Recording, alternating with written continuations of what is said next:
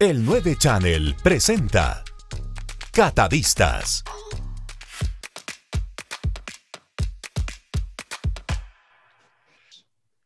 Llegamos a un nuevo encuentro de catadistas y este ya marca despedida del 2020. Damas, caballeros, buenas noches. Buenas noches, Roberto y Rodrigo, ¿cómo están? Feliz de, culminar este año con algo maravilloso, que vamos a hablar de todos los vinos que se pueden tomar en la época de Navidad y fin de año. Me encanta esa propuesta, los vinos para la celebración de fin de año. Es que estamos de fiesta, ¿no? Claro, hay que celebrar. Ya que cada uno por su lado, pero hay que celebrar, está bien. Sí. Así sea por Zoom, pero la gente va a celebrar. No va a faltar vino en nuestras mesas, estoy segura. Que así sea. Sí, bueno. Oye, veo que tienes muchos juguetes hoy por ahí, Gaby. Muchos juguetes, muchas propuestas, cosas interesantes. Vayan tomando papel y lápiz y por el momento tomen papel y lápiz. Por el momento. Por el momento. Luego las botellas. Claro, luego tomen en cuenta.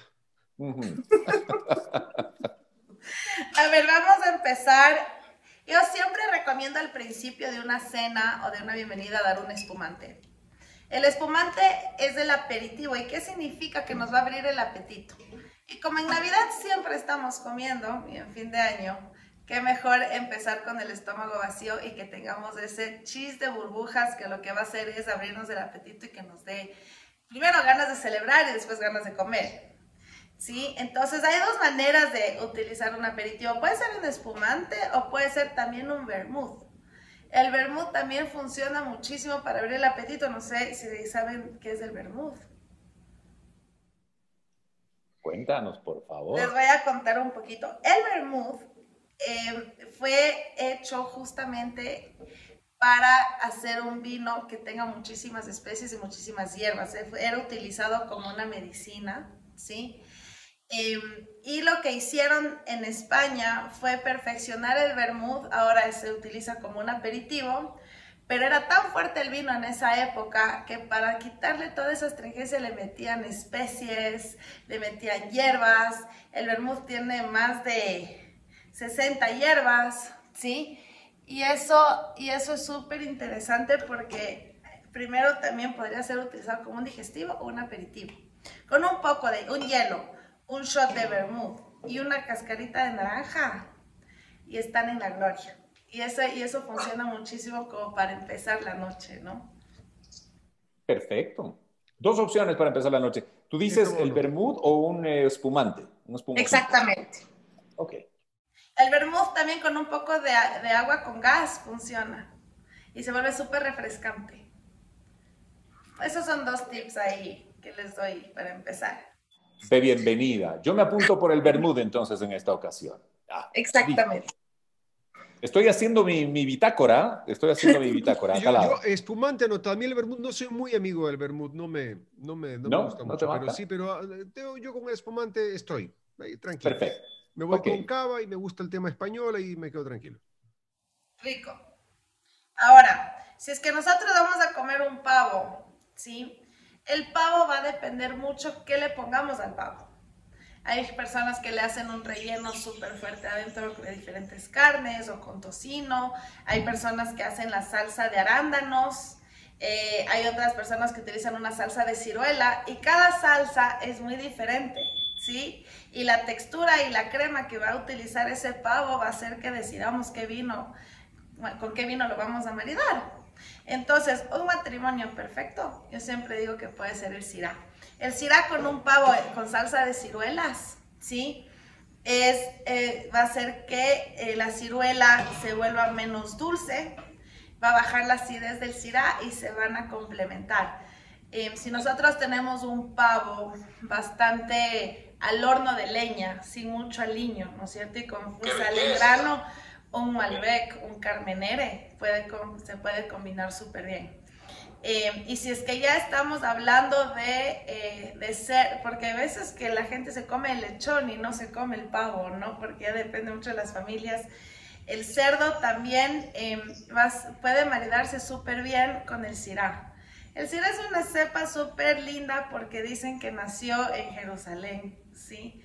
Entonces es para acompañar el momento de la Navidad, ¿por qué no abrirnos un Syrah y conmemorar la historia de esta cepa que dicen que proviene del Medio Oriente? A pesar de que su cuna es Francia, pero dicen que nació en el Medio Oriente. Wow. Ah, genial. Ok. Me voy apuntando por ahí. Uy, y Gaby, pregunta. Sí. Dentro de las carnes hay gente que prefiere el pavo, hay gente que prefiere el cerdo, pero también hay gente que prefiere el pescado para la cena de Navidad o de fin de año, de Nochevieja. Y en ocasiones el más recurrente es el salmón. No sé, acá también hay muy buen atún, pero usualmente es el salmón. ¿Ahí con qué recomendarías tú? Sí, yo recomiendo el salmón, puede ser con un Pinot Noir, si es que insisten en tomarse un vino tinto, porque el Pinot Noir es un vino bastante ligero, sí, es una cepa súper delgadita, entonces bastante aromática que puede ir muy bien con pescado. Pero si ya se quieren ir por un pescado con menos aliño, no tan fuerte, que solo tenga limoncito y sal, podría ser con un Sauvignon Blanc, ¿no? Podemos irnos por un Chardonnay o por un vino rosado o por un espumante rosado, también puede ir muy bien, ¿sí? Entonces ya depende de gustos y sabores, no discutan los doctores. A mí ya me dio hambre y sed. A Tome mí nota. también. Ok, ahora, una vez que hemos empezado con eso, ¿cómo continuamos? Bueno, pensemos en los postres de Navidad, ¿sí? Siempre hay dulces de higos, ¿no es cierto? Bueno, en Ecuador siempre vamos a tener el panetón, ¿sí? El panetón que es el pan con frutos secos, a veces es bañado en ron. Todos estos postres yo siempre elegiría por un vino dulce especial, ¿sí? La Navidad generalmente es ese momento donde nos abrimos los buenos vinos que tenemos en una cava. Y hoy les traje algunas sorpresas, ¿sí? Primero les quiero presentar algo que a mí me encanta, ¿sí? Que es los granos nobles. ¿Qué quiere decir esto? De la Botrytis cinerea. No sé si alguna vez han escuchado de esto. La botrytis es un hongo que crece en climas particulares que no todos los años crece, ¿sí? Y recubre las uvas y deshidrata la uva y se saca un jugo de esa uva. Entonces la Botrytis cinerea lo que hace es deshidratar, concentrar el azúcar y sacar vinos dulces súper tops, ¿sí? Entonces lo que les quiero mostrar aquí, por ejemplo, Sauternes. Sauternes es en el sur de Bordeaux. Ese es un vino dulce, ¿sí? Este es del año 1985, del año que nació mi hermana. Y es un primer cru, quiere decir que es un vino súper top y que se conserva a pesar de los años por el dulzor que tiene.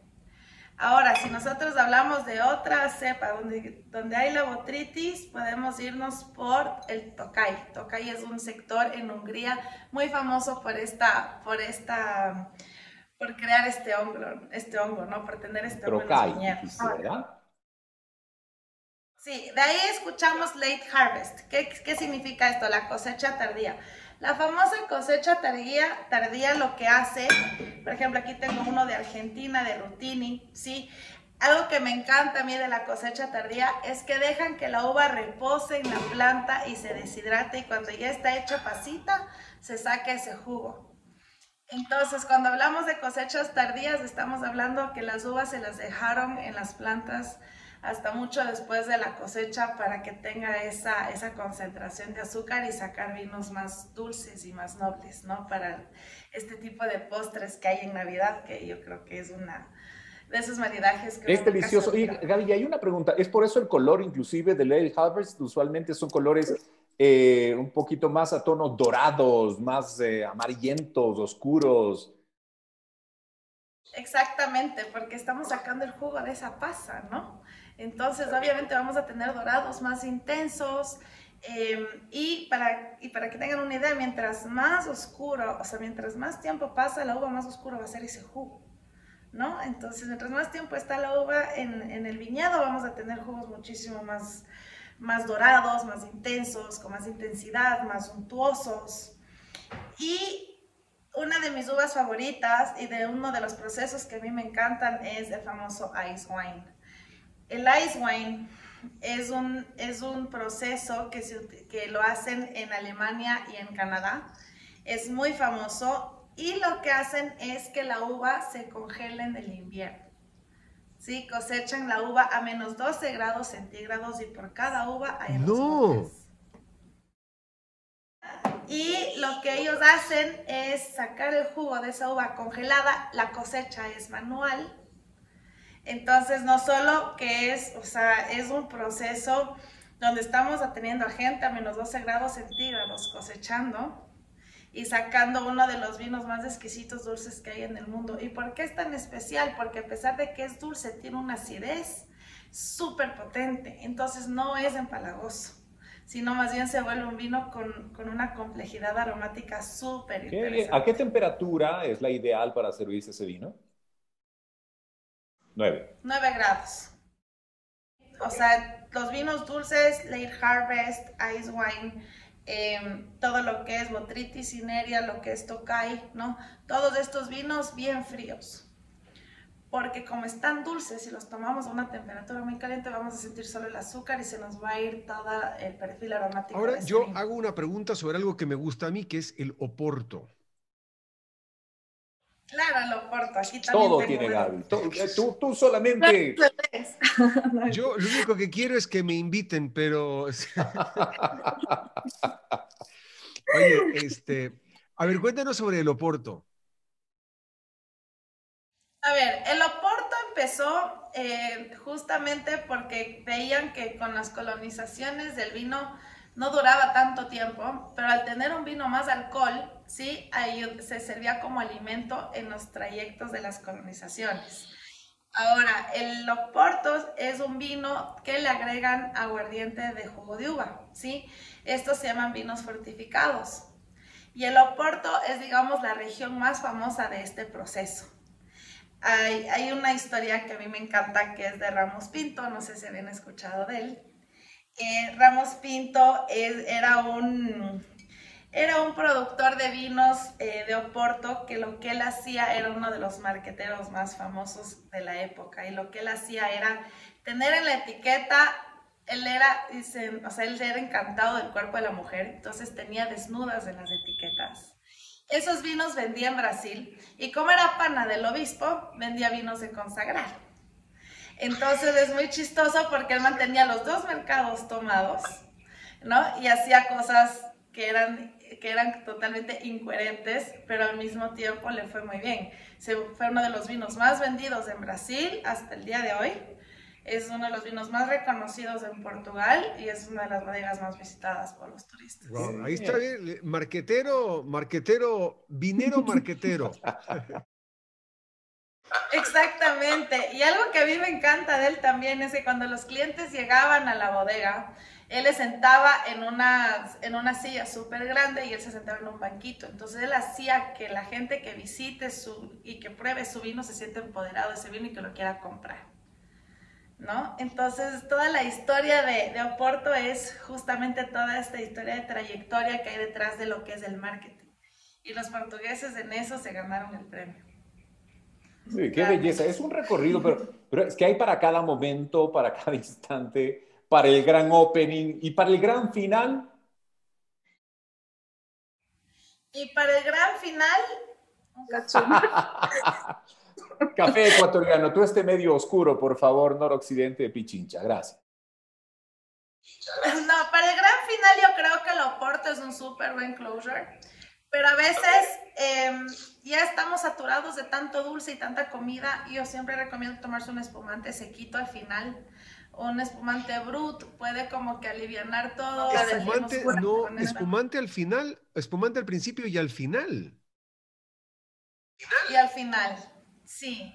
Y a veces la gente no piensa en eso, pero te da una frescura al final de la noche, ¿no? Porque ya has tomado vino tinto, ya te tomaste seguramente el espumante al principio, pero estás así ya con tantos vinos encima, pero al final con un espumante, con el postre, por ejemplo, también puede ir muy bien, porque ya deja de ser este momento empalagoso, sino más bien ya tienes un toque de frescura al final y la gente aguanta más.